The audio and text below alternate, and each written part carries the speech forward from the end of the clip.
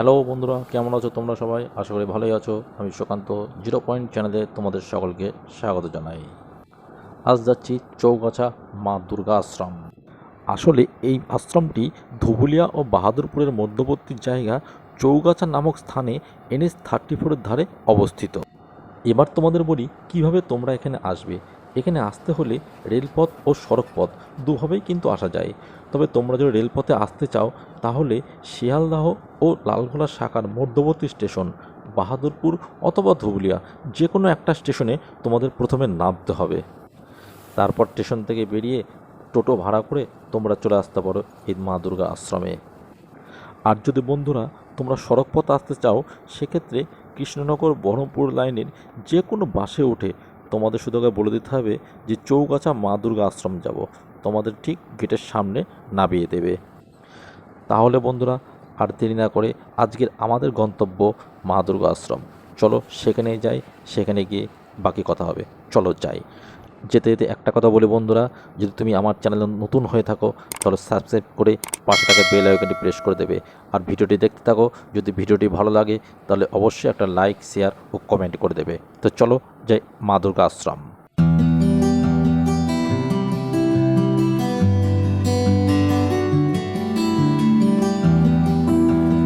চলে এসেছে বন্ধুরা আজকে আমাদের গন্তব্য মা দুর্গা আশ্রম। এই দিকটা হচ্ছে কৃষ্ণনগর আর এই দিকটা হচ্ছে বহরমপুর। আমাকে এখন রাস্তা পার হয়ে ওপারে যেতে হবে। ওই যে দেখতে পাচ্ছ সামনে, ওটা হচ্ছে মা দুর্গা আশ্রমের সদর গেট।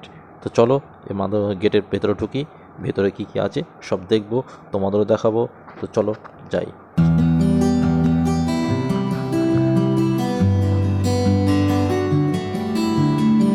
এই হচ্ছে মা দুর্গা আশ্রম, চৌগাছা, ধুবুলিয়া, নদিয়া।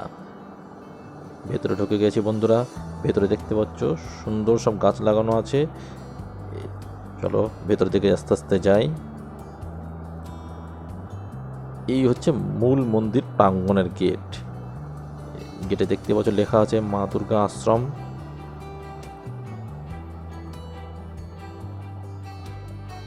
আর এই দিকটা হচ্ছে একটা রেস্টুরেন্ট আছে যেটার নাম হচ্ছে মা দুর্গা রান্নাঘর। তো চলো রেস্টুরেন্টটা দেখি।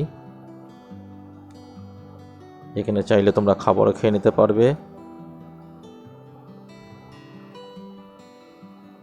আর সামনের এই জায়গাটা একটা পার্কিং জায়গা, পার্কিং প্লেস। এখানে তোমরা যদি প্রাইভেট কারে আসো তাহলে গাড়ি পার্কিং করে রাখতে পারবে।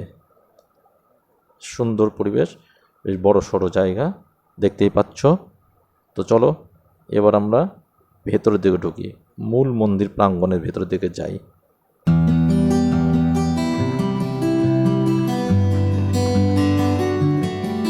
ভেতরটা সবুজে সবুজ, চারিদিকে শুধু গাছ আর গাছ, খুব সুন্দর পরিবেশ। এখানে জুতো চপ্পল খুলে রাখতে হবে। চলো আমিও জুতো খুলে রাখি। এখানে একটা বট গাছ আছে বাঁধানো চারিদিক, দেখতেই পাচ্ছ।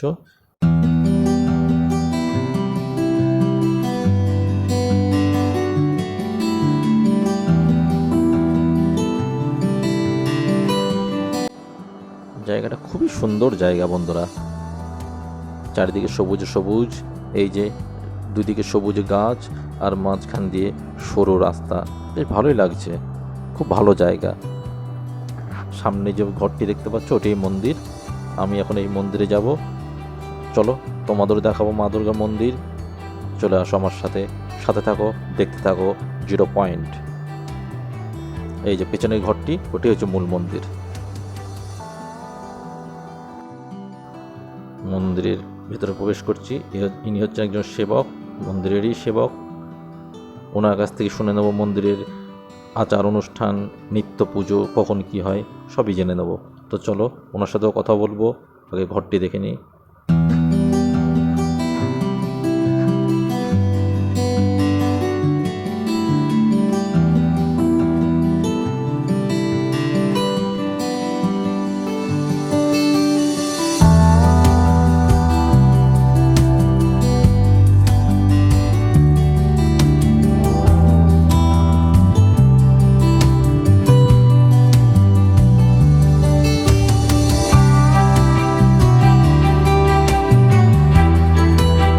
সকালে পরিষ্কার করার পর গরমের সময় 6টা পৌনে 6টার মধ্যে পুজো হয়ে যায়।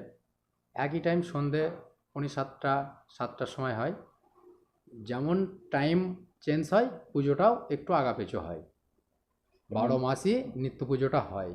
আর এই মানুষজন সারা সবসময় আসা যাওয়া খোলা থাকে মন্দির সবসময়? না না, আমাদের মন্দির 9টা পর্যন্ত খোলা থাকে। আবার এবারে দুপুর 2:30টার পর আবার আমরা খুলি রাত্রি 9টা পর্যন্ত। শীতের দিনে ওই টাইম আগাপিছু একটু যা হবে, যখন যেমন টাইম তখন সেই রকম টাইমে মন্দির খোলা থাকে। নিত্য পুজো প্রত্যেক দিনই হয় দুবেলা, বছরে 2-3টে অনুষ্ঠানও হয়। দুর্গা পুজোটা বড় করে হয়, বাসন্তী পুজোটা হয় চৈত্র মাসে, আমাদের শিবরাত্রিতে একটা অনুষ্ঠান হয়।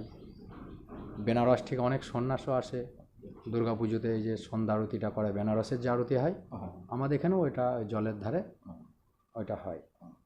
আর লোকজন তো চারিদিকে গার তো আসছেই সবসময়। মায়ের ভোগ প্রসাদ বিতরণ এটা সকালে কোনোদিন লাড্ডু ফল, সন্ধ্যেতেও আমরা ফলের প্রসাদ, আর প্রত্যেক শনিবার আমরা মিষ্টান্ন দিই প্রত্যেকে হাতে হাতে বাটিতে করে। ওটা প্রত্যেক শনিবারই দেওয়া হয়, ওটা সারা বছরের জন্য। আর পুজোতে, দুর্গা পুজোতে মায়ের ভোগ যত লোক আসে প্রত্যেককেই মা চেয়ার টেবিলে বসিয়ে খাওয়া দাওয়া, সব কদিনই যত লোক আসুক প্রত্যেকটা লোককেই আমরা মায়ের ভোগ দিই। এবং এখানে কোনো কিছুর বিনিময়ে নাই, যে যা আসে সবই আমরা মায়ের ভোগ প্রত্যেককেই দিই। সেটা আমাদের মন্দির থেকে কমিটি। এটা কমিটি নয়, এটা একজন করেছে, তার ভালো লেগেছে, পাবলিক, তিনিও সাধারণ মানুষ, তার ওনার মনে চেয়েছে আমি একটা কিছু মায়ের জন্য করব, তিনি এটা করেছে। সবারই ভালো লাগে, এসে সবাই বলে খুব ভালো হয়েছে। আসে দূর দূরান্ত, কলকাতা, এগুলো বহরমপুর, বেথুয়া, আশপাশ যত গ্রামের লোক, প্রত্যেকটা লোকই আমাদের এই আশ্রমে আসে এবং এসে তারা সবাই বলে খুব ভালো, প্রত্যেকেরই ভালো লাগে। এটাই। তো বন্ধুরা, তোমরা শুনে নিলে নিত্য পুজোর সময়সূচি। এবার চলো বাইরের দিকটা দেখে নিই। এদিকটা হচ্ছে টয়লেট, বেশ সুন্দর টয়লেট, সাজানো গোছানো আছে, পরিষ্কার পরিচ্ছন্ন। আর এই দিকটা সুন্দর একটা ঝিল আছে যেটা মন্দিরের পাশ দিয়ে বয়ে চলেছে। খুব ভালো একটা জায়গা, খুব সুন্দর পরিবেশ, সামনে সুন্দর টবে গাছ লাগানো, বেশ ভালো জায়গা। আর সমস্ত জায়গাটা টাইলস বসানো বন্ধুরা, বেশ পরিষ্কার পরিচ্ছন্ন। এখানে একটি শিব মন্দিরও আছে, চলো দেখে নিই। শিবলিঙ্গ, মহাদেবের লিঙ্গ বসানো একটা সুন্দর মন্দির বানানো আছে, এটাও টাইলস দিয়ে বাঁধানো, দেখতেই পাচ্ছ। বেশ ভালো সুন্দর পরিবেশ। এই দেখো বন্ধুরা, দেবাদিদেব মহাদেব এখানে বিরাজ করছেন, আর পাশ দিয়ে বয়ে চলেছে সুন্দর পরিষ্কার একটা ঝিল।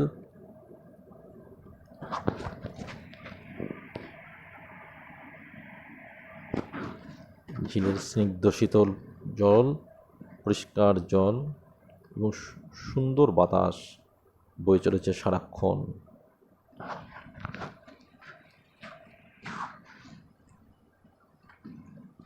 সমস্ত জায়গাটা টাইলস দিয়ে বাঁধানো বন্ধুরা। ওপরে ঘন্টাও বাঁধানো আছে, যে ঘন্টা তোমরা চাইলে বাজাতে পারো। আর সামনে বসেছে নন্দী মহারাজ, দেখতেই পাচ্ছ, মহাদেবের সামনেই বসে আছে। আর এখানে আরেকটি জিনিস আছে যেটা খুবই দেখার, সেটা হচ্ছে এই ঝিলের মাঝেই দেবাদিদেব মহাদেব বিরাজ করছেন, ওই যে দেখতে পাচ্ছ। চলো সেটাকেও একবার দেখে নিই, মহাদেবের দর্শন করে নিই চলো। এই একটা পঞ্চপ্রদীপ, এর আরতির সময়, গঙ্গা আরতির সময় মনে হয় যেন ব্যবহার করা হয়। আর এই যে দেখছো, দেবাদিদেব মহাদেব বিরাজ করছেন ঝিলের ওপরে, উনি ধ্যান করে চলেছেন। আর সামনে নন্দী মহারাজ, খুব সুন্দর লাগছে।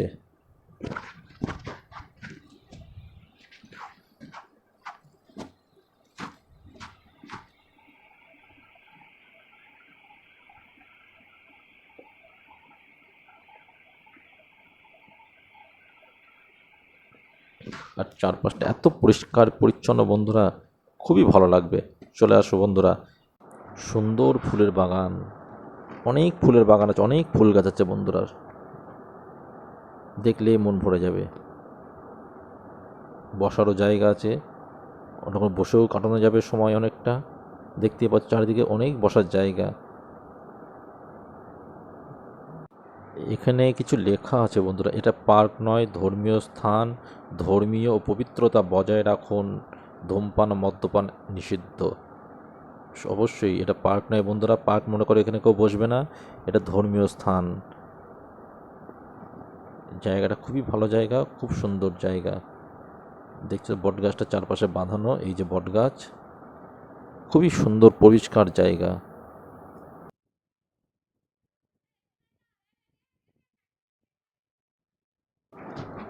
এই যে বাগান, সুন্দর একটা বাগান বানানো আছে, দেখো রাস্তাটাও ঢালাই করে বাঁধানো, চারিদিকে শুধু গাছ আর গাছ, অনেক গাছ আছে। NH-34 পাশেই চৌগাছা মা দুর্গা আশ্রম।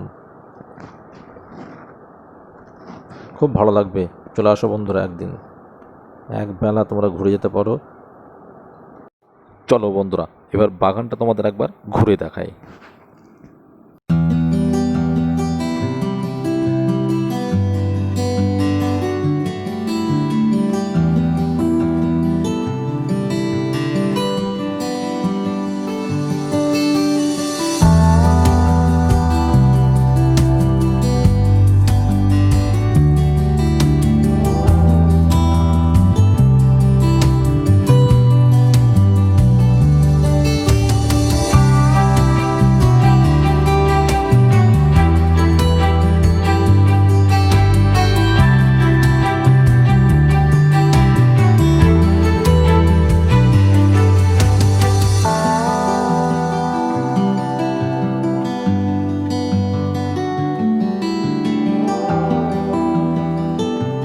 তো বন্ধুরা, আমার মা দুর্গা আশ্রম বেড়ানো কমপ্লিট, তোমরাও চলে আসো একবেলা, ভালো লাগবে, খুবই সুন্দর জায়গা।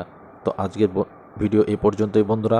ভিডিওটি যদি তোমাদের ভালো লেগে থাকে অবশ্যই একটা লাইক, শেয়ার, কমেন্ট করে দেবে, আর সাবস্ক্রাইব করতে ভুলবে না বন্ধুরা। সাবস্ক্রাইব করে পাশে থাকা বেল আইকনটি প্রেস করে দেবে।